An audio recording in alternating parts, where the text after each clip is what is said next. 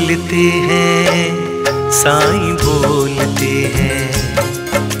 మీరు జీవితంలో ఎన్నో బాధలతో విసిగిపోయారని, మీ జీవితంలో ఏదైనా మంచి జరగాలని మీరు తహతహలాడుతున్నారని నాకు తెలుసు. మీరు మీ జీవితంలో చాలా కష్టాలను చూశారు. మీరు రాత్రిపూట ఒంటరిగా చాలా ఏడ్చారు.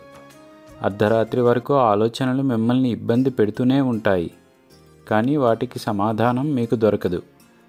ఇప్పుడు నా ఆశీస్సులతో ఈ రోజులు తప్పకుండా మారుతాయి. నేనెప్పుడూ ద్వారకామాయిలో కూర్చుని అబద్ధం చెప్పను.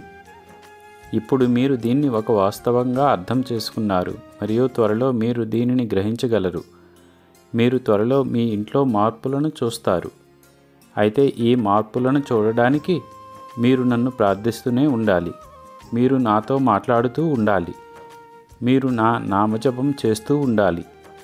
ఈ కలియుగంలో కర్మను నాశనం చేయడానికి సులభమైన మార్గం నా నామజపం.